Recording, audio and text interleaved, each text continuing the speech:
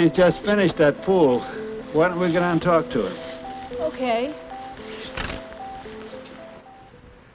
They told us there was a good pool just above the bridge where you were fishing. Are there some other pools close by just above?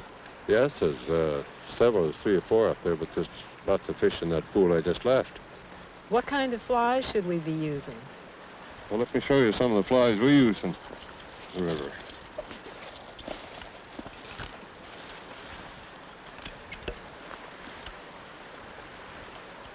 That's a red-bodied black squirrel-tail fly. And the Costa-boom. And the black bomber. They're good looking. Let me give you this Costa-boom that may bring you luck. It's a good fly. It's my favorite. Oh, thank you. Would you take a Lady Joan and try it? Yes, a nice-looking pattern.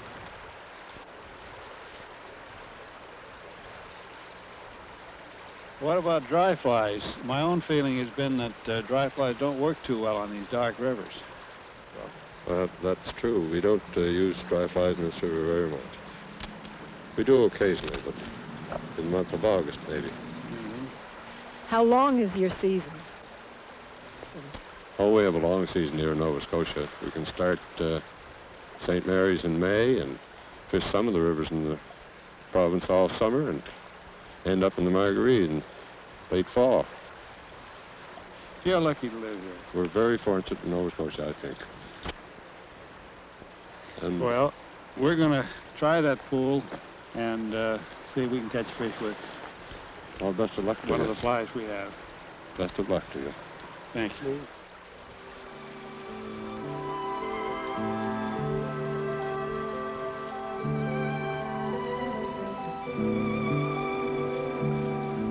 The Atlantic salmon, returning to their rivers from the great mother of all life, the sea, bring to anglers a strength and speed no landlocked fish ever attain.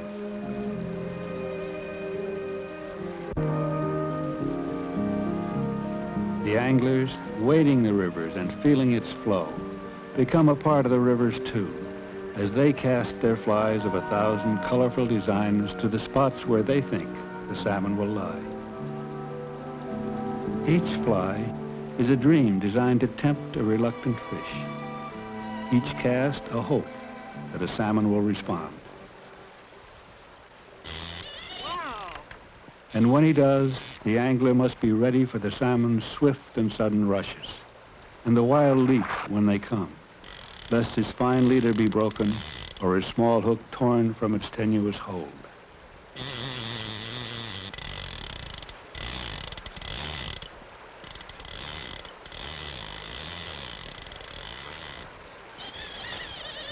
The Atlantic salmon leaps and runs like no other fish of our continent's rivers. He calls for the finest tackle and the greatest of angling skill.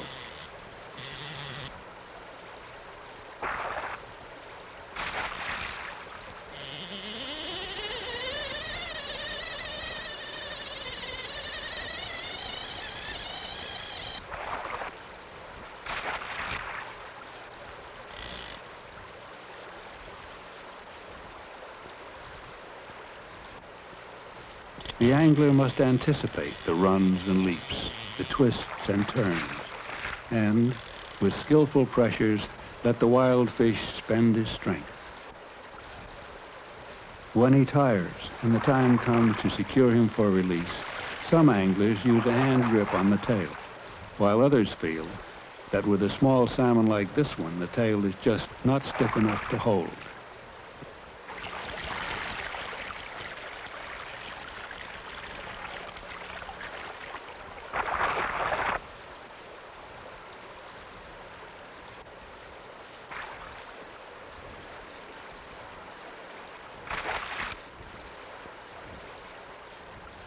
These are delicate maneuverings.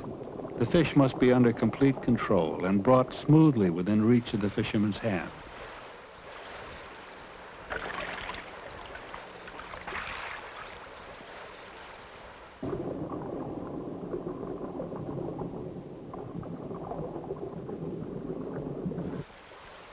Gotcha. Beautiful. The tail is bending. Will it hold? A better grip. And then a moment of admiration before the hook is removed to give the fish his freedom.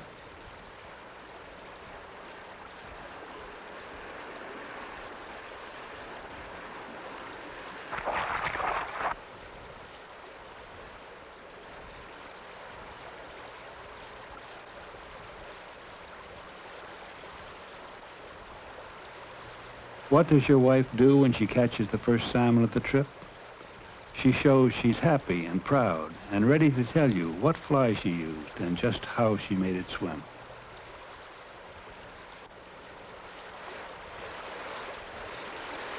And you fish a little harder than before, endeavoring to make each cast a perfect one. You seek out the spots where long experience tells you the salmon should be lying.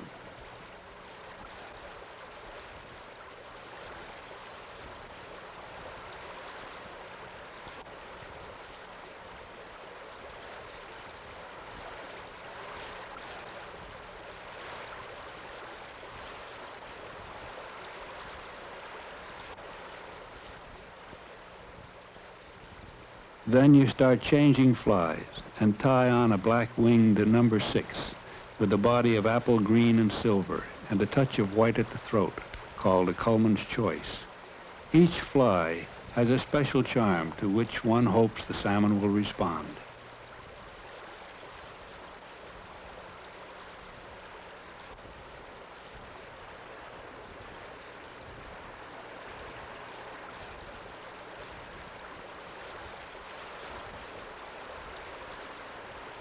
It's time to try a surface stonefly, a personal pattern I'm sure no other angler has presented to these fish, one which, simply because of its novelty, may bring a rise.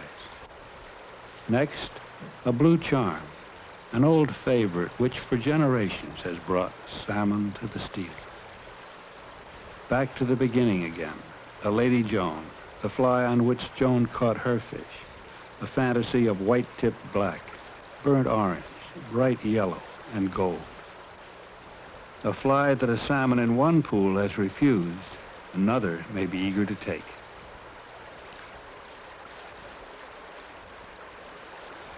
Each cast must go out to straighten perfectly.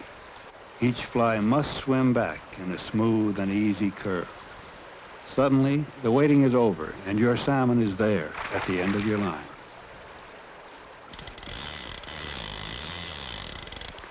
Even after thousands of salmon, the old thrill comes again, the never-ending challenge, the contest between a strong fish and the most delicate tackle. A 6-foot rod of graphite fibers, a long nylon leader tapered to a 4-pound point, a reel that sings the song of a salmon's speed and strength. Each salmon adds a page to a long, long book.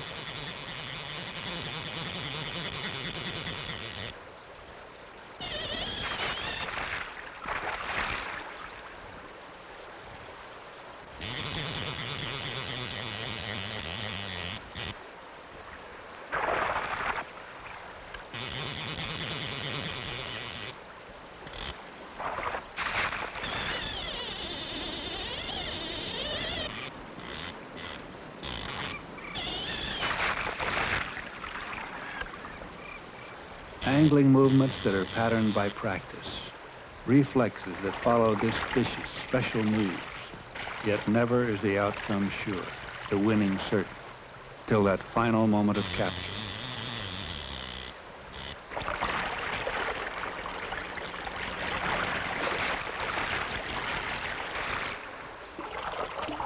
As long as the fish is free to move and able to draw on his reserve of strength, he holds the bright hope of freedom, and the angler a fear of failure. A grip which puts a finger and thumb into the depressions just behind the forward fins will hold securely a salmon up to 7 pounds. Those are the smaller salmon, with tails that may not be stiff enough to hold by hand.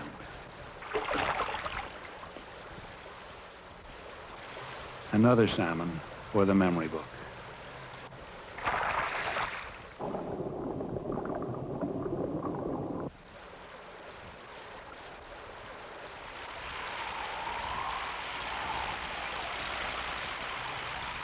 When the clouds build up and the raindrops start to fall, the salmon are delighted by the promise of a rising river. Low water exposes them to their enemies, for they are large in size for these rivers of their birth. As the rains course down the tributary streams to deepen the main flows, the salmon feel the pull of the headwaters and the shallow spawning redds that they can reach only in the floods of fall. They feel renewed in spirit and are much more likely to take a fly when the rivers crowd their banks than when they run low and stale in the heat of summer. The anglers, too, rejoice at this last chance of the season to hook a bolt of silver lightning on a fly. When the fog creeps in on little cat's feet, there are those who say a salmon will not rise to take a fly. But who would miss the pleasure of casting on a misty river when the rain has given it new life? And those who say a salmon will not do this or that will always find some wayward salmon to prove that they are wrong.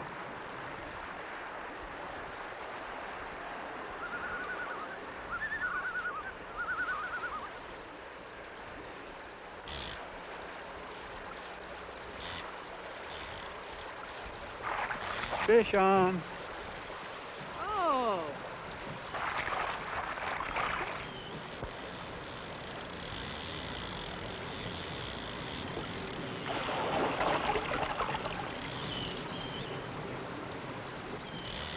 A salmon leaping in the fog, first here, then there. A reel that sings to his speed. A friendly river in a quiet valley. A fish, a scene to remember.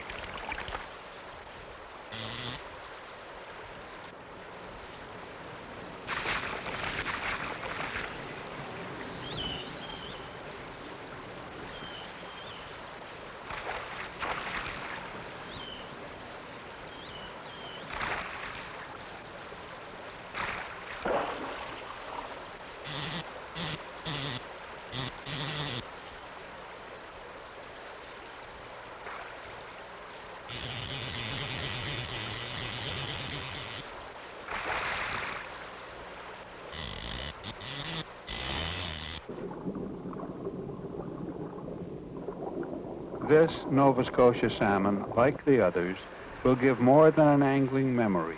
It's a fish that will surge on upstream to her point of destiny, where, with a male of her own choosing, she will lay thousands of eggs that will, in turn, bring back replicas of her own bright energy to this, her homing river.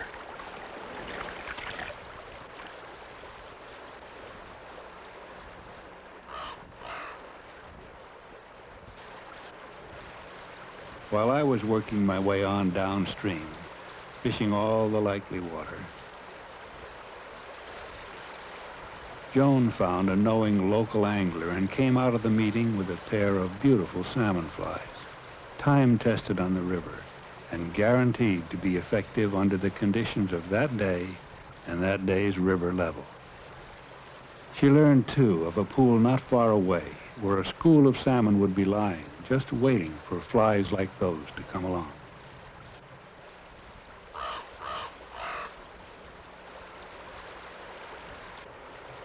I cast and cast without response. But Joan found magic in the gift flies.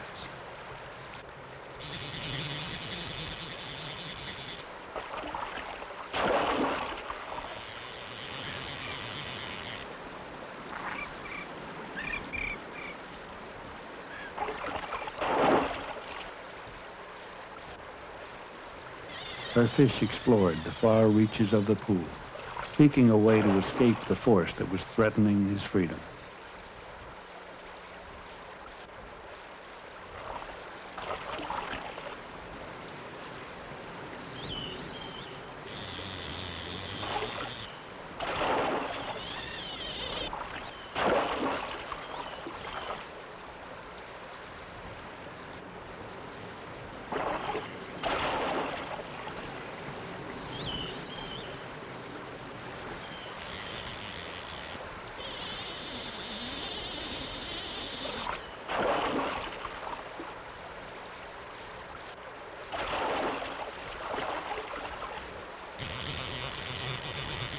from the long run, she brought him back with gentle pressure.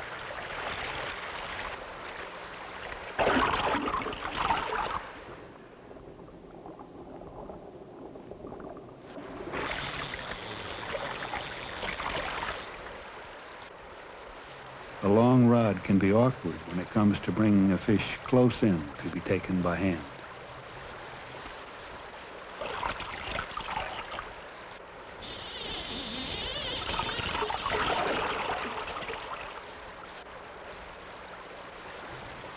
Again, Joan tries for the difficult tail grip.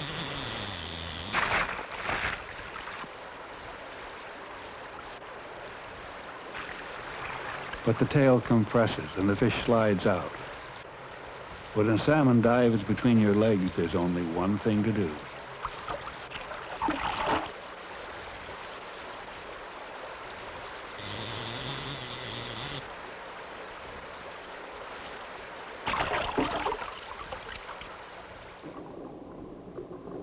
Once touched by an angler, a salmon finds new strength to resist. And then it is much harder to bring him in close.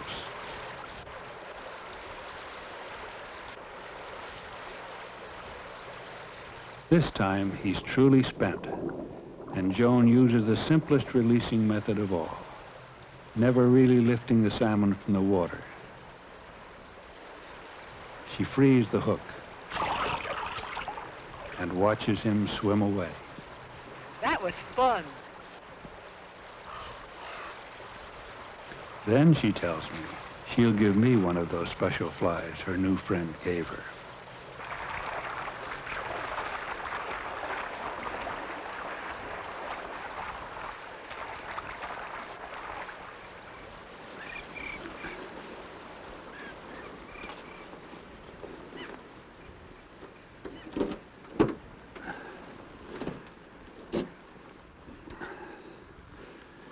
It's been a great trip.